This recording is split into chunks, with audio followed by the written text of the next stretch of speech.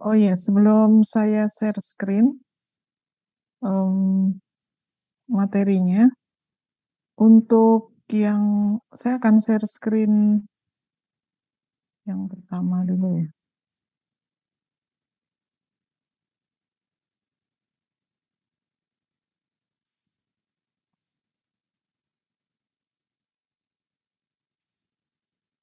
Oke.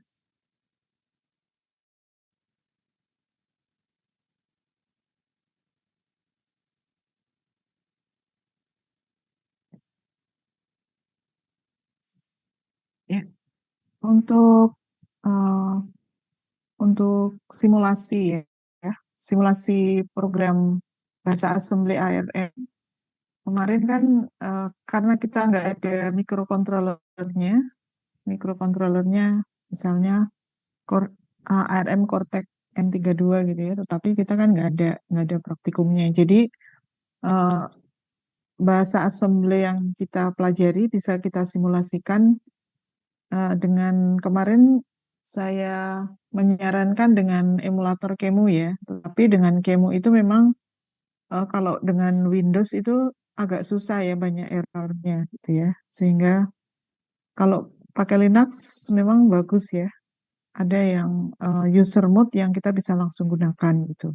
Jadi untuk Windows memang banyak errornya. Jadi untuk mempermudah, di sini ada satu simulator ya, simulator bukan emulator ya. Jadi simulator yang kita tidak perlu menginstal.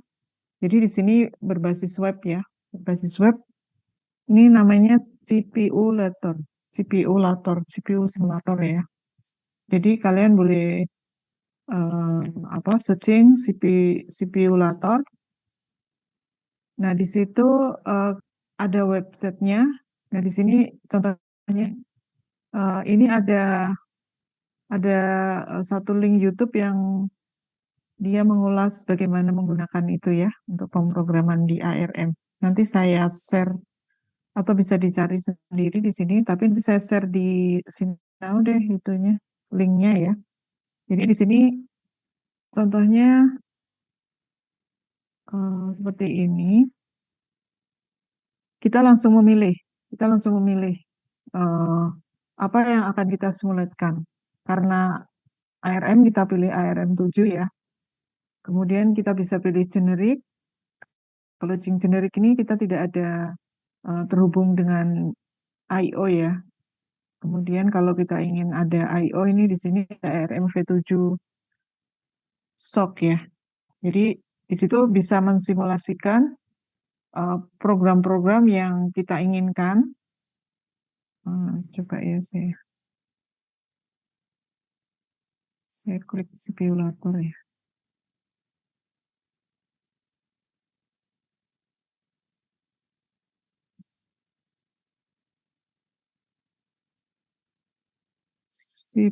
Simulator. Jadi ini simulator titik 01xz.net ya. Ini simulator. Sini kita bisa langsung memilih ARM V7, kemudian contohnya kita yang generik ya. Generik, kita pilih yang generik, kemudian eh, saya langsung go.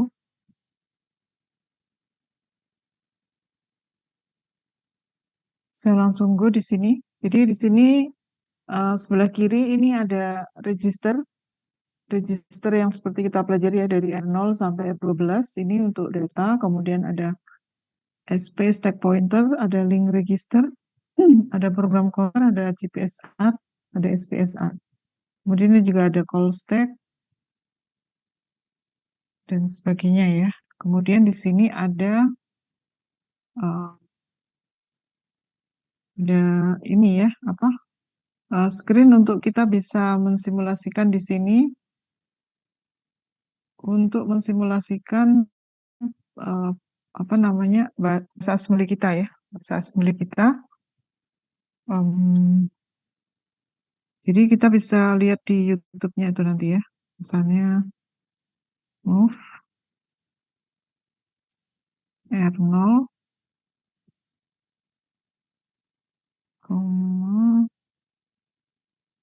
misalnya R1 ya. R1-nya bisa kita isi data misalnya 5 itu ya.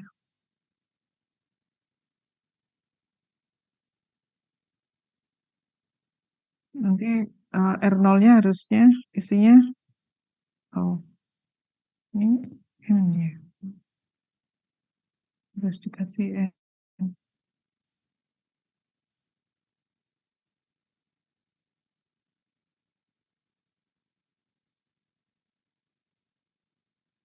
Kita bisa compile di sini. Well, ini apa tadi?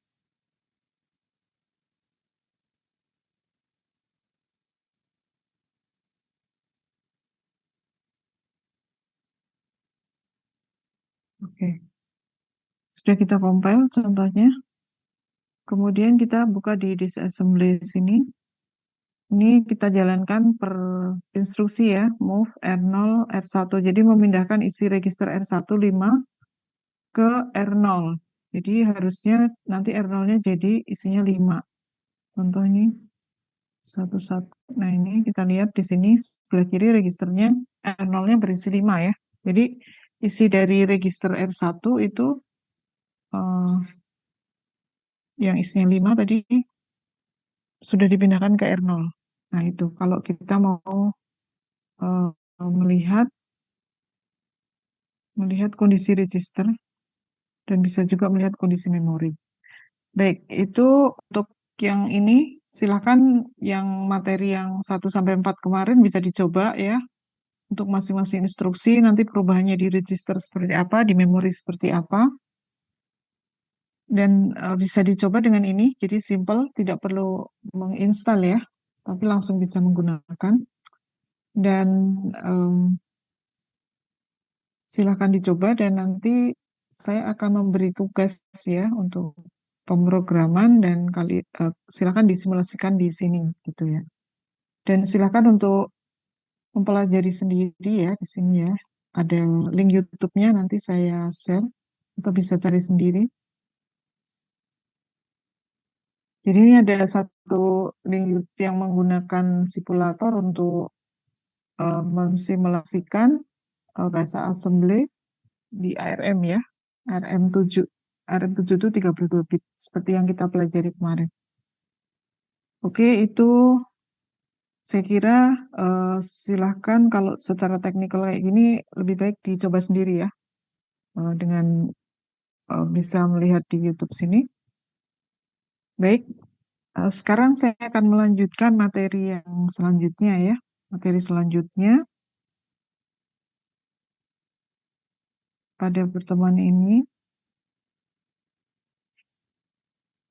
Oke, apakah sudah terlihat share screen-nya? Sudah, Bu. Oke. Baik, di pertemuan ini kita akan melanjutkan dengan interfacing ya, atau antarmuka. Interfacing ya, pengantarmukaan sini pada mikroprosesor.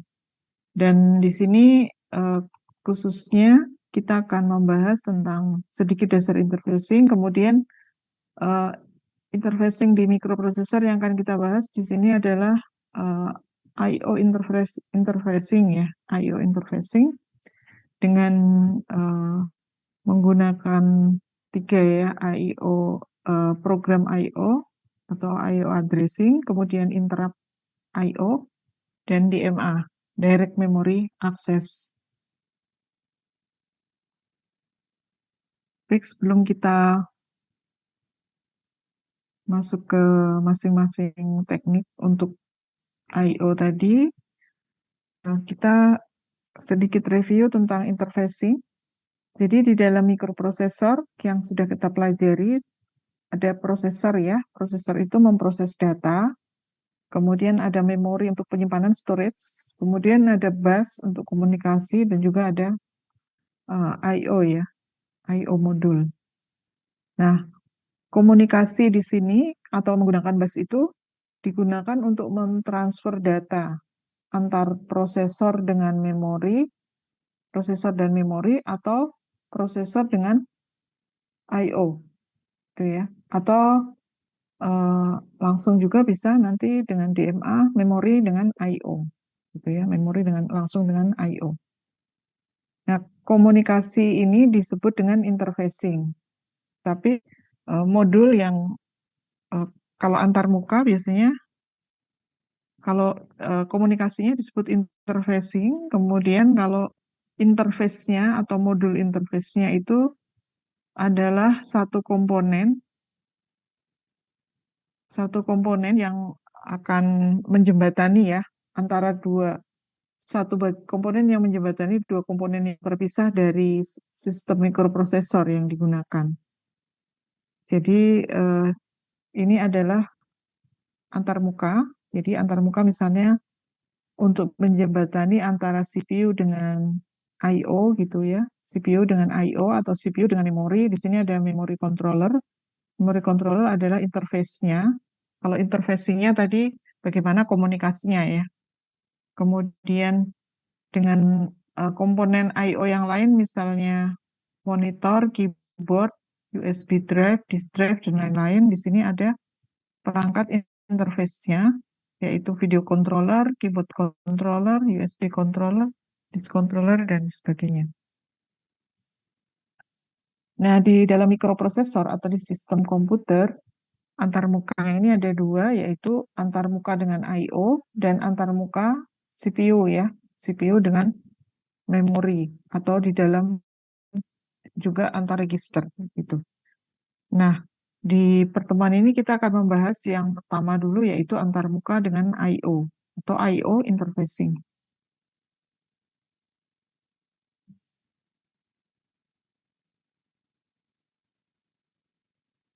Jadi untuk I/O interfacing ini biasanya ada I/O interface unit tadi, yaitu untuk masing-masing external device yang fungsinya adalah untuk uh, memasukkan data atau mengeluarkan data, gitu ya.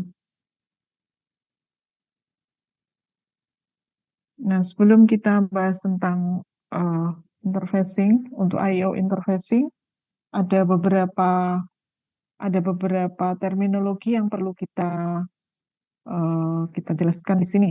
Yang pertama, di sini ada wire atau pengkabelan di sini. Wire ini bisa unidirectional, satu arah, bisa read aja atau write aja, bisa di-enable begitu ya, read atau write-nya. Kemudian juga bisa berupa bidirectional, yaitu untuk wire yang untuk data. Jadi di sini untuk dari prosesor ke memori atau prosesor ke I/O begitu ya. Sini ada biasanya ada wire dan satu set wire atau kabel dengan fungsi yang sama biasanya disebut dengan bus. Jadi biasanya mempunyai satu fungsi, misalnya untuk data bus, kemudian untuk address bus atau untuk control bus. Dan bus ini adalah bisa kita katakan sekumpulan wire atau sekelompok wire beserta protokol komunikasinya. Jadi tidak sekedar fisikal tetapi juga ada protokol komunikasi. Nah, protokol komunikasi yang di sini adalah aturan untuk berkomunikasi melalui bus itu atau kabel. Nah, aturan di sini eh, protokol di sini adalah protokol yang merupakan low level hardware protokol. Dan biasanya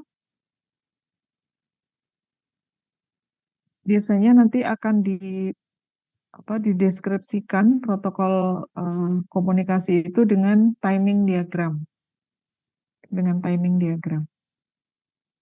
Nah, terminologi yang lain selain tadi bus ya, juga ada port biasanya di dalam apa namanya interfacing ya. Ada port. Port ini adalah biasa juga disebut pin juga ya, boleh juga disebut pin, adalah satu satu titik ya, satu titik yang biasanya berupa logam yang tempat sinyal untuk diinputkan atau dioutputkan, ya. Biasanya dirujuk sebagai pin kalau di dalam mikroprosesor. Nah, protokol komunikasi hardware di sini low level biasanya yang paling umum dideskripsikan dengan timing diagram. Timing diagram atau diagram waktu. Jadi contohnya adalah di sini ada read protokol, kemudian ada write protokol, dan ini digambarkan dengan timing diagram, gitu ya. Jadi di sini ada read write itu, kemudian ada enable, ini yang untuk read protokol, kemudian ada jalur jalur alamat, address, jadi ini jalur kontrol, kemudian address, kemudian jalur data. Kemudian untuk yang uh, waktu ini dideskripsikan sepanjang sumbu X ya, bergerak ke kanan sepanjang sumbu X. Kemudian baris kontrol ini bisa high atau low. Baris kontrol di sini yang untuk read atau write ya, dan enable ini ya. Ini bisa high atau low. Kemudian di sini ada address data line untuk address ataupun database ya. Database di sini biasanya digambarkan dengan untuk yang invalid ini ada dua horizontal line, kemudian yang valid ini ada yang invalid ada satu horizontal line, yang valid ada dua baris horizontal. Nah ini uh, contoh protokol hardware ya di low level yang digunakan untuk interfacing.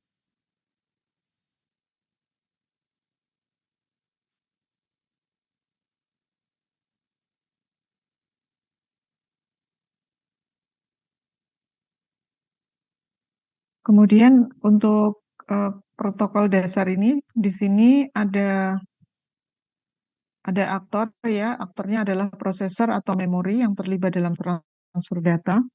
Kemudian protokol itu melibatkan dua aktor, baik prosesor ataupun memori ya, ataupun I/O, dan masing-masing bertindak sebagai master dan slave.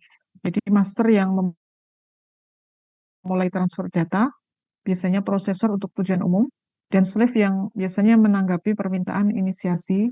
Tadi misalnya read ya, read berarti dari prosesor meminta untuk mengambil data atau membaca data dari memori, yang menginisiasi adalah prosesor ya, untuk tadi untuk read ya, untuk protokol read. Demikian juga untuk protokol write juga diinisiasi oleh prosesor gitu ya.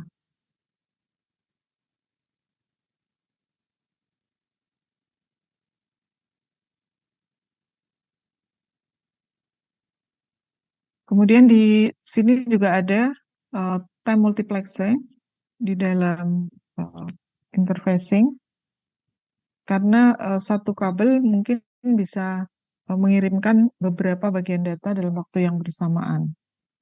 Jadi ini adalah interfacing ya, interfacing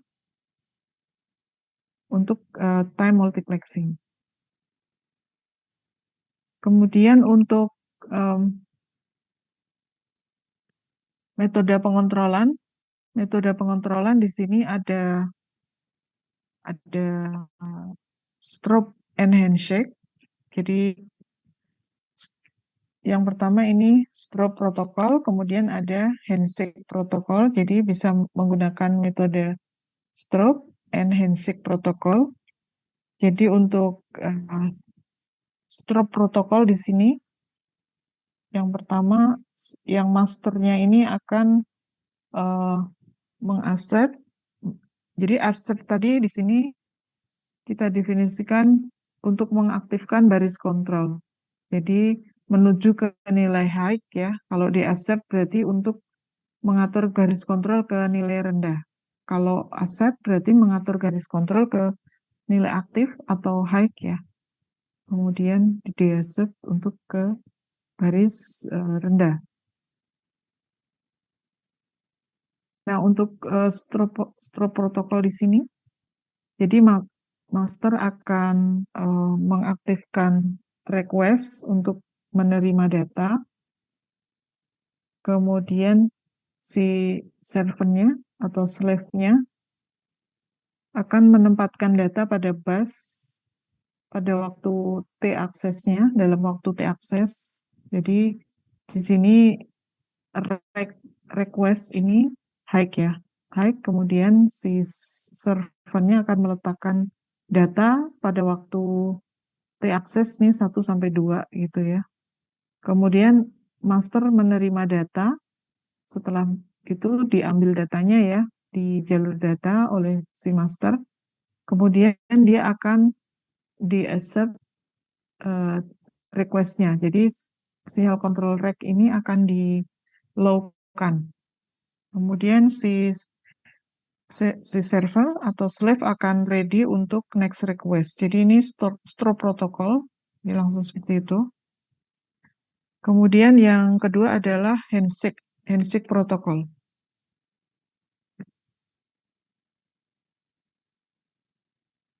Untuk handshake protokol di sini, jadi ada acknowledgement, bedanya kalau yang di strobe ini tidak ada acknowledgement, tidak ada pemberitahuan. Jadi untuk yang handshake protokol di sini, si master akan mengaccept sinyal control request atau rec ini akan menuju high ya, siap untuk menerima data. Kemudian si slave-nya ini menempatkan data pada jalur bus dan akan ada sinyal egg ya, sinyal egg-nya di accept. Jadi ada 3 sinyal, ada sinyal egg itu akan menjadi high, sinyal egg-nya akan menjadi high. Kemudian master menerima data atau data yang sudah ditaruh di jalur bus oleh servant atau slave itu akan diambil dan kemudian dia akan di-accept rec-nya. Jadi rec-nya akan dilakukan, kemudian servant ready untuk next request. Jadi untuk yang handshake protokol ini ada konfirmasi begitu ya. Ada konfirmasi atau ada act dari servant. Nah, untuk handshake protokol dapat menyesuaikan diri dengan slave dengan waktu respon yang berbeda-beda, tapi bisa lebih lambat. Sehingga untuk yang handshake protokol ini memerlukan tambahan waktu ya, karena perlu ada act tadi.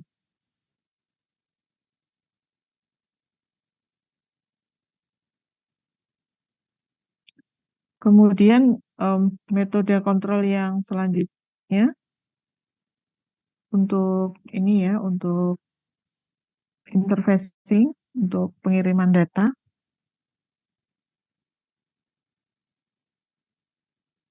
yaitu metode strobe or handshake compromise. Jadi apa namanya, handshake itu digunakan pada waktu-waktu tertentu saja. Jadi yang pertama adalah kalau mencapai kecepatan strobe protokol dan toleransi waktu respon yang jadi handshake protokol itu kalau memang waktunya bisa ditoleransi dan jika diperlukan, gitu ya. Jadi untuk strobe atau handshake compromise ini prosedurnya seperti ini untuk jadi kalau ada fast respon, kasus fast respon di sini pertama master akan mengaccept sinyal request untuk menerima data. Jadi sinyal rec-nya akan di accept atau diaktifkan ke high.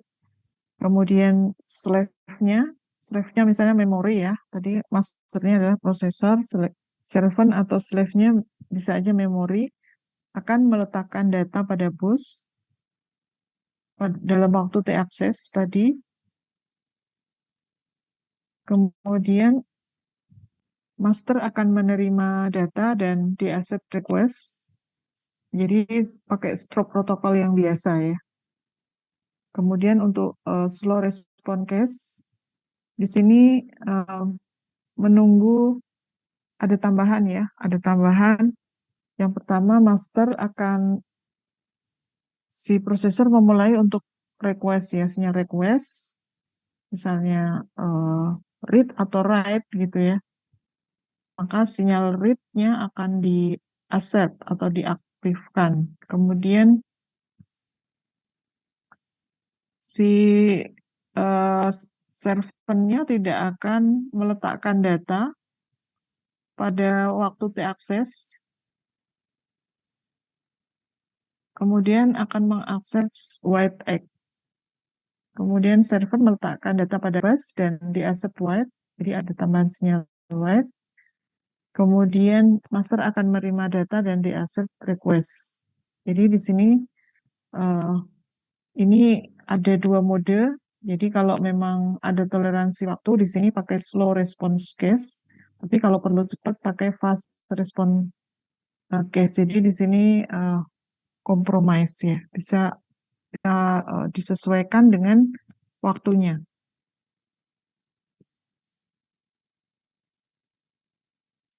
Nah, untuk di mikroprosesor 80X86 yang untuk di apa namanya 80X86 di sini kan ada ISA ya, ada ISA bus protokol di sini. Nah, ini ISA bus protokol di sini menggunakan 20 bit memori, kemudian ada address latch enable atau ALE.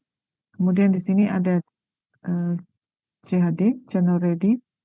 Kemudian dia menggunakan metode yang kedua tadi, compromise strobe or handshake control method yang digunakan. Jadi ini adalah ISA bus protokol di dalam Intel arsitektur ya, Intel arsitektur ISA.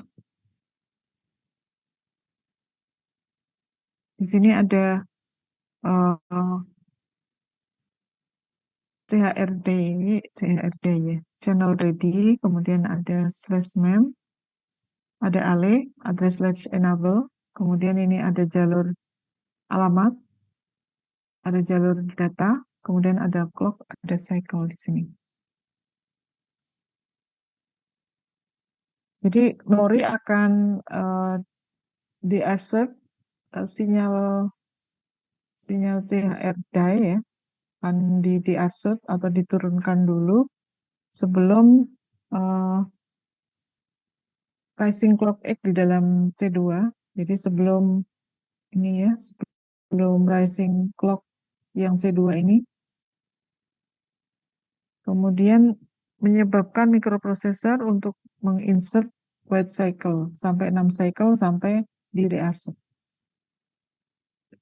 Ini adalah ISA bus protokol di Intel prosesor 80X86.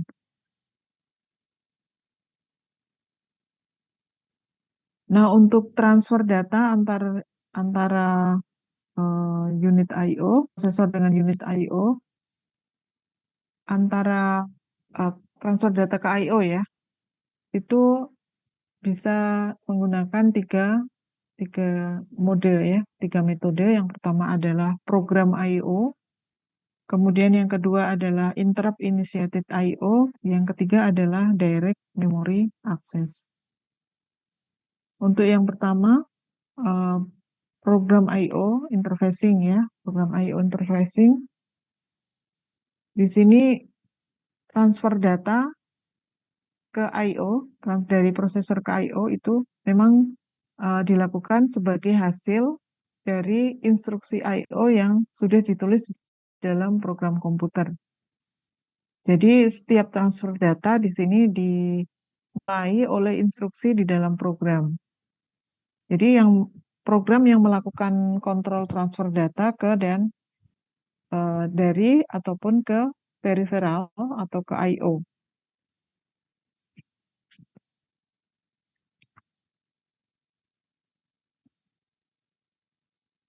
Jadi untuk program I/O ini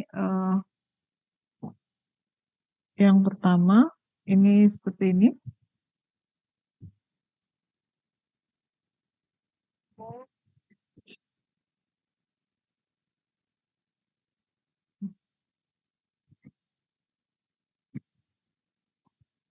Jadi ini prosesnya untuk yang metode dengan program I/O. Yang pertama CPU saya break dulu 5 menit ya, menunggu adzan sebentar. Di sini sekarang adzan.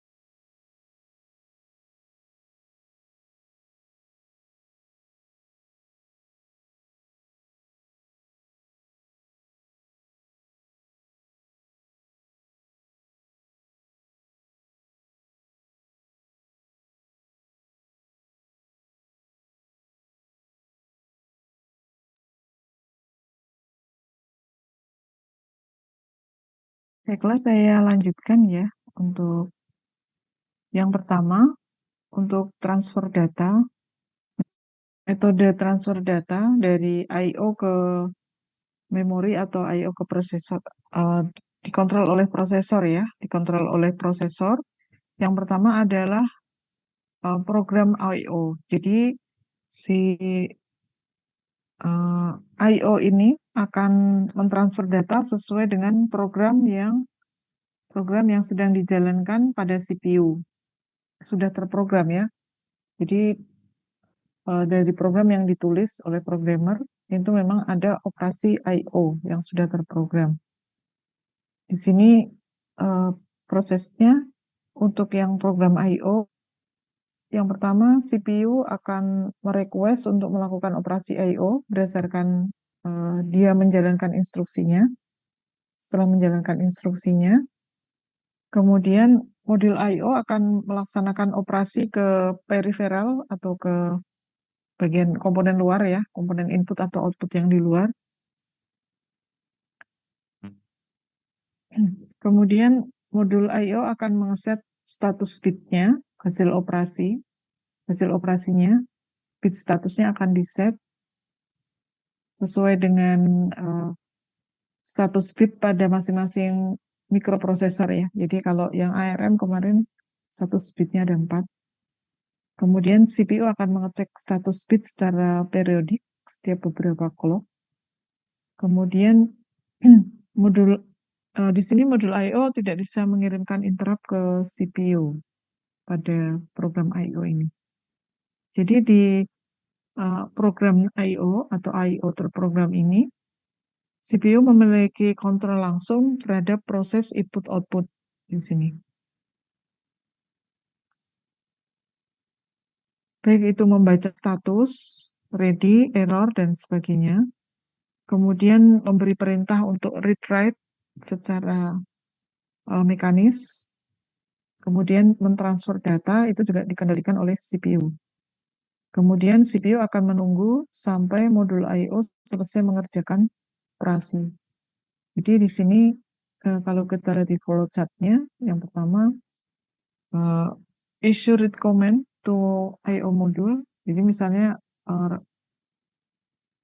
read command ya, perintah read ya untuk read dari I/O modul, kemudian akan kemudian akan membaca status dari I/O modul, statusnya, kemudian akan mengecek status, apakah ready, apakah error, kemudian akan membaca word atau data dari I/O modul, kemudian akan menuliskan data dari I/O modul ke memori. Ini juga dari CPU ke memori, kalau yang ini dari I/O ke CPU atau ke register ya. Kemudian selesai. Jadi itu proses untuk yang pertama program I/O.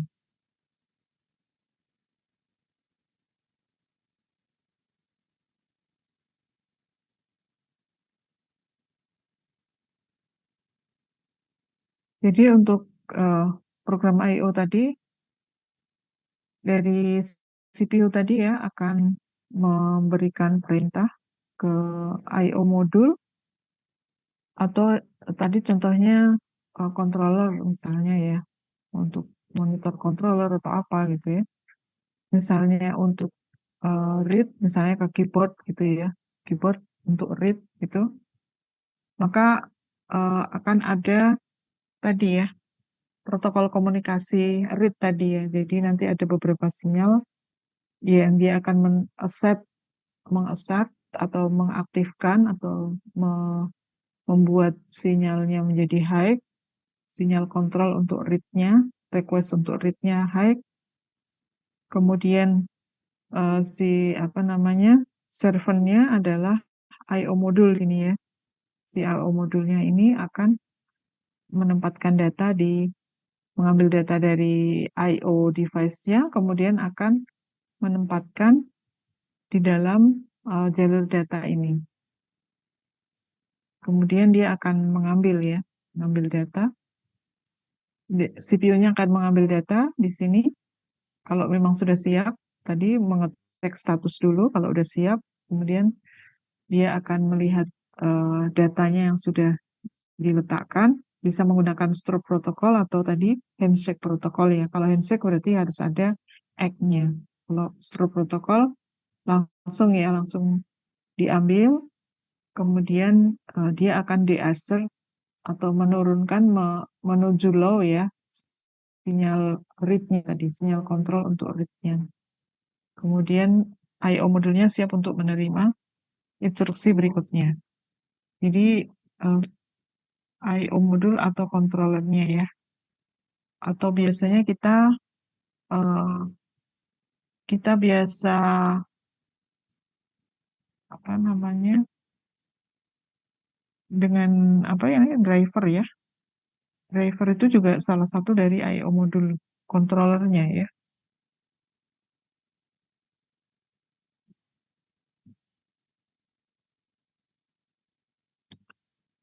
Jadi ini secara lebih detail lagi untuk prosesnya. Jadi yang pertama ini dari program ya. Dari program memang sudah ada program untuk komunikasi dengan I/O. Kemudian akan read status bit, akan membaca bit status dan menguji apakah device ready dengan data. Gitu ya. Kemudian akan membaca data kalau sudah ready. Kemudian akan menguji lebih banyak byte yang akan dibaca gitu ya. Kalau memang oke, maka akan membaca lagi. Kemudian kemudian baru nanti dari CPU tadi ya bisa untuk meletakkan ke memori.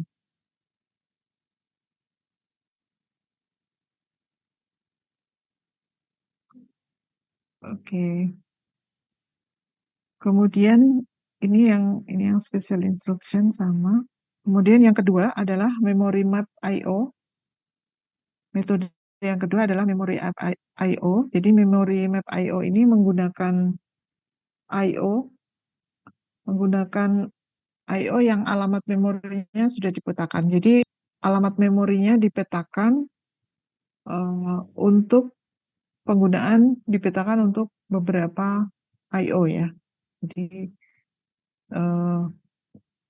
memory map I/O ini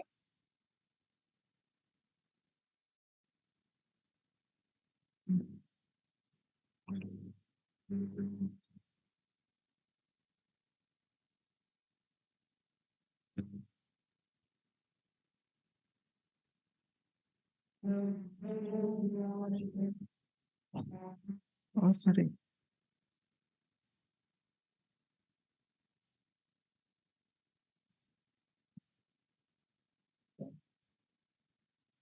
Oke.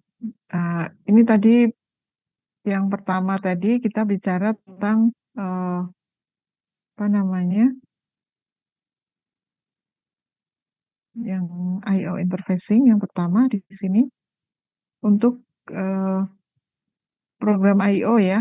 Jadi untuk transfer data antara I/O, jadi eh, yang pertama adalah siapa yang menangani begitu ya. Bagaimana bagaimana kontrolnya ya, kontrol dari transfer data. Nah, kontrol dari transfer data ini ada tiga ya. Yang pertama adalah program I/O, jadi ini dikontrol berdasarkan program yang sudah ditangani oleh CPU yang diambil dari memori. Kemudian yang kedua, kontrolnya adalah transfer datanya itu dimulai karena adanya interrupt. Kemudian yang ketiga adalah DMA, Direct Memory Access.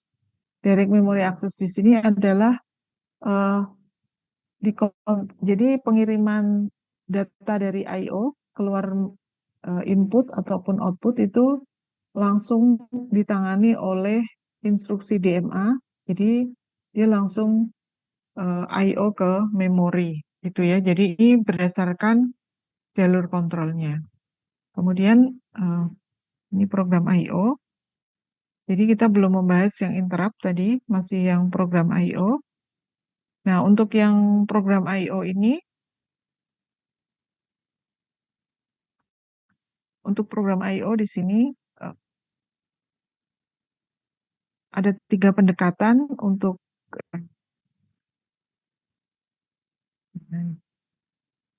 ya, ada tiga pendekatan untuk eh, metode umum untuk menggunakan PIN ya untuk mendukung I/O. Jadi untuk interfacing dengan mikroprosesor di sini ada dua mode umum yaitu I/O berbasis port dan I/O berbasis bus. Kemudian untuk ini yang berkaitan dengan sebentar, Saya lupa naruhnya ini. Oh, yang ini ya.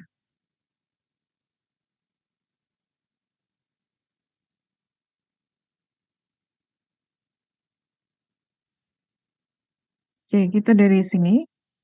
uh, untuk pin mikroprosesor yang digunakan untuk mengkomunikasikan data ke dan dari mikroprosesor itu disebut pin I/O ya. Dan biasanya akses ke peripheral disebut sebagai I/O. Jadi bukan ke memori. Kalau ke memori uh, bukan pin I/O. Kemudian metode umum yang digunakan untuk mendukung I/O ini adalah I/O berbasis port atau I/O paralel dan I/O berbasis bus. Jadi yang I/O paralel, I/O berbasis port atau I/O paralel ini, jadi transfer datanya bisa langsung dibaca. Sebuah port dapat langsung dibaca dan ditulis oleh instruksi prosesor. Jadi bisa langsung portnya. Kemudian pada I/O berbasis bus atau bus-based I/O, mikroprosesor memiliki satu set alamat data dan port kontrol yang sesuai dengan jalur bus dan menggunakan bus untuk mengakses memori dan peripheral. Jadi bisa berbasis port ataupun berbasis bus. Nah, yang untuk berbasis bus di sini ada dua metode ya. Dua metode untuk berkomunikasi dengan peripheral. Yang pertama adalah memory map I/O. Jadi di sini peripheral menempati alamat tertentu di ruang alamat yang ada. Misalnya, bus memiliki 16 alamat, 16 bit, maka alamat yang 32K yang rendah untuk alamat memori, kemudian yang 32K yang lebih tinggi mungkin untuk peripheralnya atau I/O keluar. Kemudian yang kedua adalah standar I/O atau special instruction tadi ya, yang di sini tadi special instruction. Jadi di sini bus menyertakan pin tambahan untuk akses ke memori atau peripheral. Jadi M atau I/O. Jadi ada pin tambahan M atau I/O. Jadi di sini uh, perlu ada tambahan instruksi ya. Tambahan instruksi apakah dia untuk memori M atau I/O. Jadi misalnya untuk pengalamatan memori MIO-nya sama dengan 0, kemudian untuk pengalamatan ke I/O maka MIO-nya sama dengan 1. Gitu ya.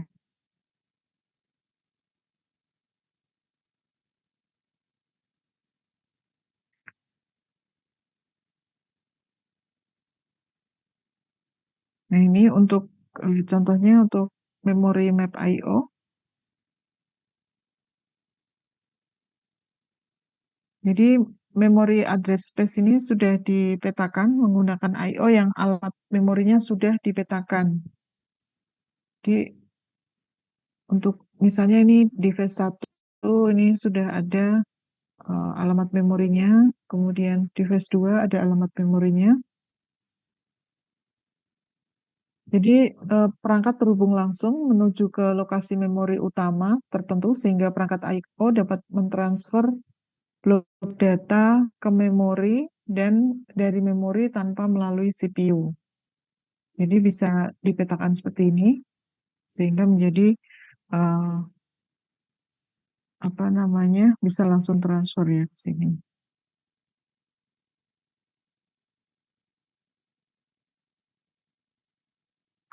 Nah, untuk yang ISA bus protokol tadi yang dipakai di Intel arsitektur di mikroprosesor Intel ya atau di komputer Intel, biasanya ada ISA bus protokol ini menggunakan standar I/O.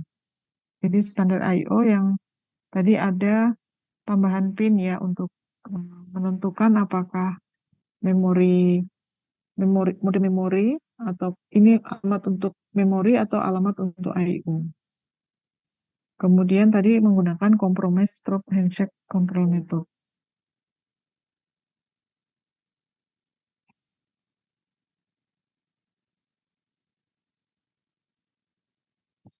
Kemudian yang selanjutnya, pengontrolan atau inisiasi dari I/O, perintah ke I/O itu juga yang pertama tadi melalui program, kemudian yang selanjutnya adalah melalui adanya interrupt.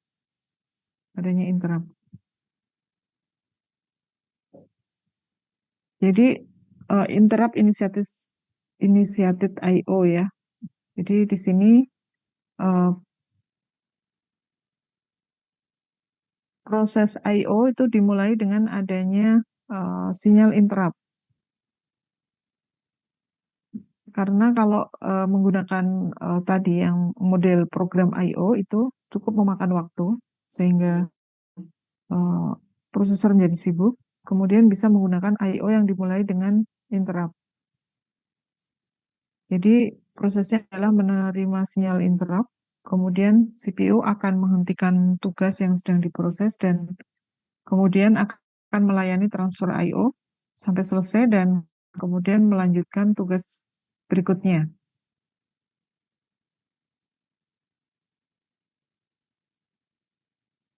Jadi untuk interrupt I/O ini, CPU tetap memiliki kontrol langsung seperti program I/O kecuali membaca status. Kemudian modul I/O akan mengirimkan interrupt ke CPU ketika terjadi perubahan status, dan CPU tidak akan menunggu sampai sebuah operasi selesai dikerjakan. Jadi ketika CPU misalnya sedang menjalankan sebuah program, dia tidak akan menunggu sampai operasinya dikerjakan. Ketika ada sinyal interrupt, maka dia akan menjalankan instruksi yang masuk dari interrupt-nya. Misalnya untuk mengirim modul I/O, misalnya mengirimkan interrupt, maka dia akan melayani modul I/O untuk menjalankan uh, request dari modul I/O. Jadi operasi yang sedang dijalankan tidak menunggu selesai dikerjakan, kemudian sampai uh, request-nya itu dilaksanakan, maka baru program utamanya dilanjutkan.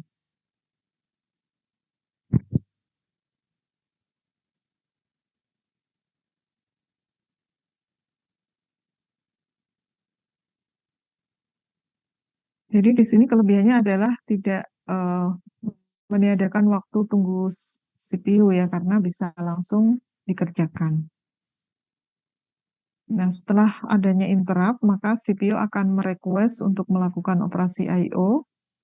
Kemudian modul I/O meminta ke modul I/O. Modul I/O kemudian melaksanakan operasi ke peripheral, misalnya membaca data atau mengeluarkan data.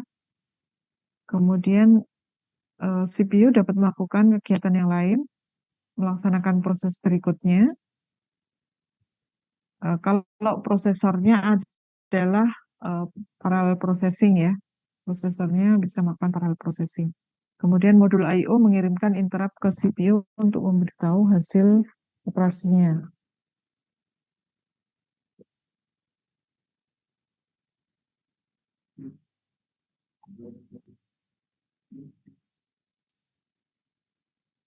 Jadi ini adalah siklus eksekusi dari prosesor dengan adanya fungsi interrupt. Jadi di sini yang pertama fetch atau siklus pengambilan akan mulai dan mengambil instruksi berikutnya. Kemudian siklus instruksi akan mengeksekusi instruksi. Kalau instruksi diizinkan, maka pemeriksaan interupsi dan akan mengeksekusi interupsi. Jadi ini siklus interupsi. Ketika prosesor sedang melakukan fetch untuk melakukan satu instruksi yang mau dilakukan, kemudian menjalankan instruksi, kemudian ada interupsi, ya, interupsi, kemudian diizinkan maka akan dilaksanakan instruksi. Dan tadi untuk prosesor yang saat ini, maka si modul I/O-nya akan bekerja dengan mengambil data atau mengeluarkan data ke peripheral dan dia akan melanjutkan instruksi. Sementara itu CPU terus melanjutkan programnya, gitu ya.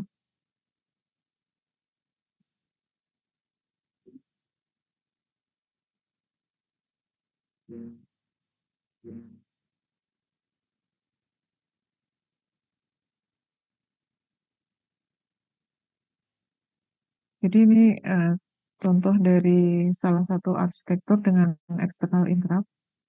Ini contoh yang tidak spesifik ya, secara umum aja. Jadi tidak spesifik eh, mikroprosesor apa, tapi di sini ada eh, external interrupt yang bisa masuk ke CPU melalui interrupt control. Jadi di CPU kan memang ada eh, apa sinyal interrupt control ya.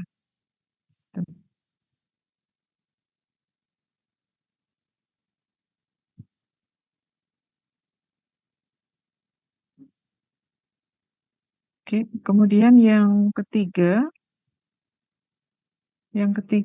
adalah DMA atau Direct Memory Access. Direct Memory Access di sini em, akan menghapus CPU, jadi akan menghilangkan peran CPU di sini dan membiarkan perangkat peripheral akan mengelola bus memori secara langsung sehingga meningkatkan kecepatan transfer. Jadi eh, direct memory access ini antar muka untuk mentransfer data ke dan memori melalui bus ya, langsung ya dari antar muka.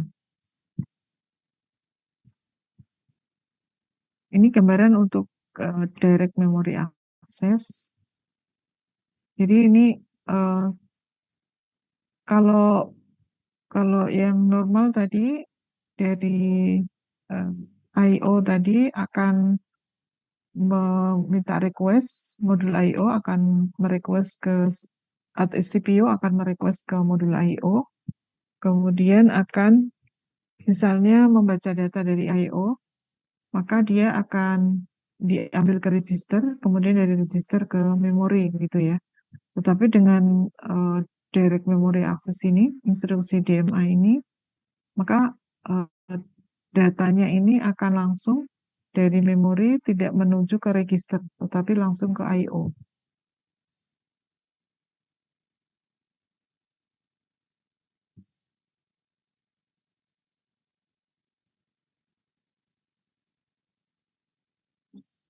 Jadi untuk proses DMA, Direct Memory Access,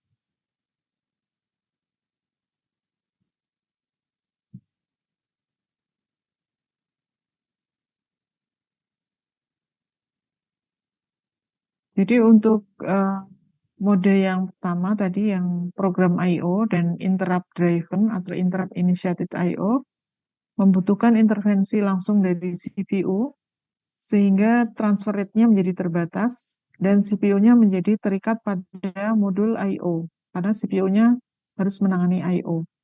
Jadi DMA ini dibuat untuk mengambil alih pengaturan I/O dari CPU. Jadi dari I/O langsung ke memori. DMA controller ini adalah berbentuk hardware tambahan pada bus. Jadi ini adalah struktur dari DMA ya, DMA controller. Jadi ada data account, kemudian data register, ada address register. Di sini ada control logic. Ini ada request to DMA, acknowledge from DMA, ada interrupt, read, dan write.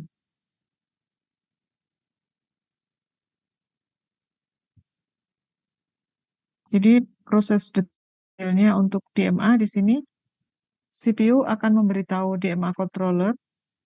Jadi misalnya apakah read atau write, kemudian akan memberitahu alamat periferalnya ke DMA controller, alamat awal blok memori, kemudian untuk penyimpanan data, kemudian jumlah data yang akan ditransfer.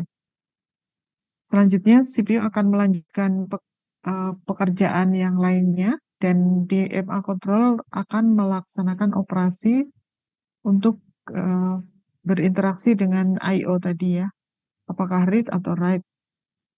Kemudian DMA controller akan mengirimkan interrupt ke CPU saat seluruh operasi sudah selesai.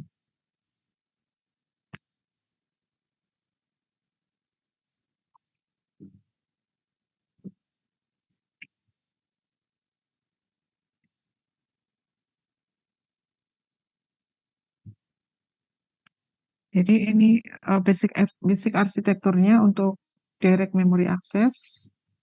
Yang pertama CPU, kemudian di sini ada DMA controller, ada DMA bus atau interrupt controller, kemudian ada di sini I/O-nya ya, misalnya PCI bus. Jadi eh, si CPU ini akan meminta atau meminta ke DMA untuk DMA request tadi, DMA request. Kemudian nanti ada DMA acknowledge dari DMA controller. Kemudian akan memberikan tadi ya, memberikan alamat memori dari periferalnya, kemudian juga jumlah datanya. Kemudian si DMA ini akan DMA controller ini akan langsung berhubungan dengan disk controller untuk mengambil data atau untuk menyimpan data, mengambil data dari memori atau untuk menyimpan data ke memori atau transfer data. Nah, kemudian setelah data lengkap, maka akan mengirimkan uh, signal interrupt ya, signal interrupt CPU. Setelah itu akan di terminate atau dihentikan DMA-nya.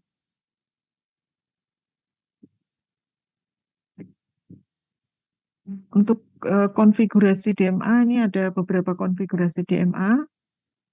Yang pertama, konfigurasi yang pertama di sini menggunakan single bus.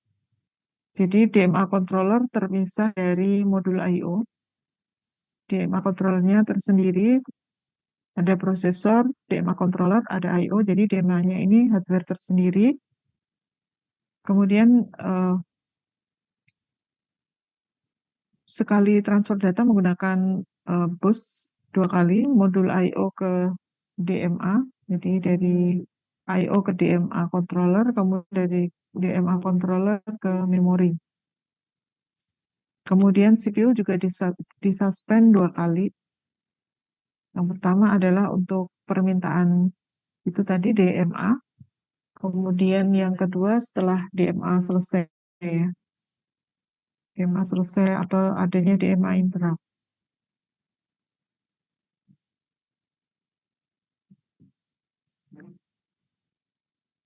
Kemudian yang konfigurasi yang kedua di sini single bus, tetapi DMA controllernya ini terintegrasi dengan modul I/O.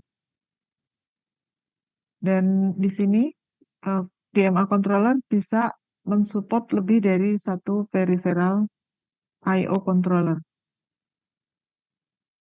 Kemudian sekali transfer menggunakan bus 1 kali DMA controller ke memori karena dari DMA ke I/O ini sudah terintegrasi jadi tidak menggunakan bus lagi.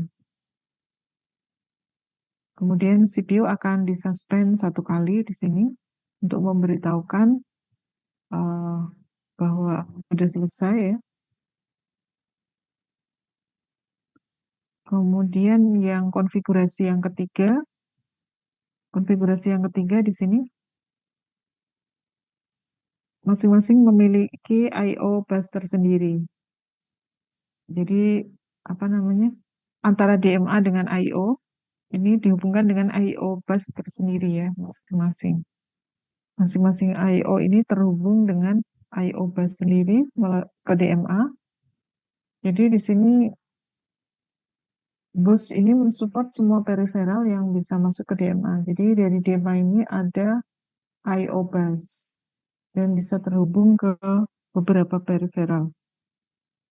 Kemudian untuk terhubung ke prosesor menggunakan sistem bus yang ada di microcontroller, microprosesor tadi. Kemudian sekali transfer akan menggunakan bus satu kali, yaitu dari DMA controller ke memori. DMA controller ke memori, karena dari DMA ke I/O menggunakan I/O bus tersendiri. Dan di sini di CPU disuspend hanya satu kali untuk pemberitahuan setelah selesai. Jadi itu 3 macam konfigurasi DMA. Ada yang tadi yang single data, single bus, menggunakan single bus yang ada di microprosesor. Kemudian DMA-nya terpisah dengan I/O. Kemudian yang kedua, terintegrasi dengan I/O, tapi tidak menggunakan bus. Kemudian yang ketiga, DMA-nya memiliki I/O bus sendiri untuk terkoneksi dengan I/O controller.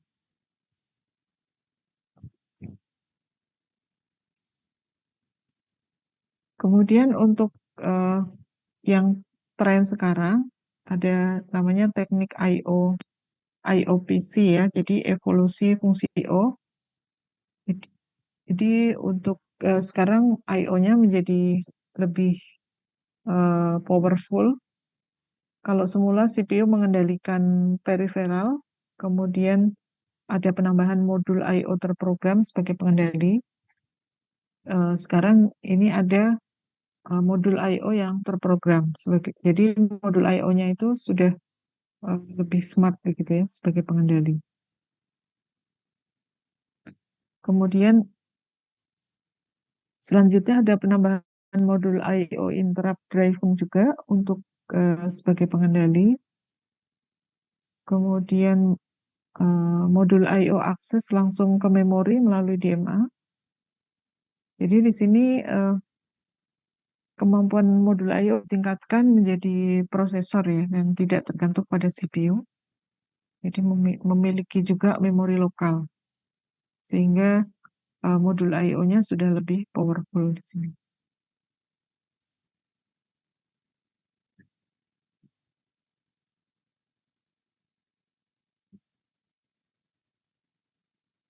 Saya kira itu untuk interface secara umum ya.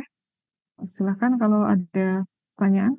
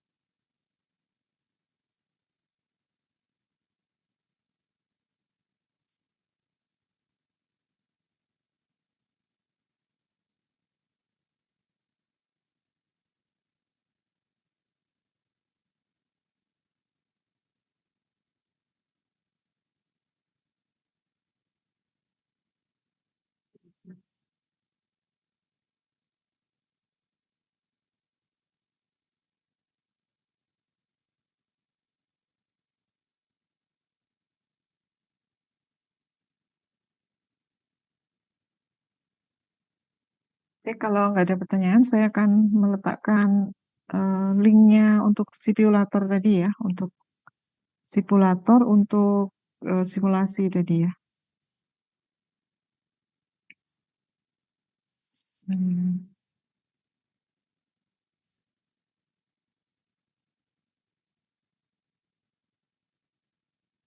Jadi saya akan meletakkan linknya di sini.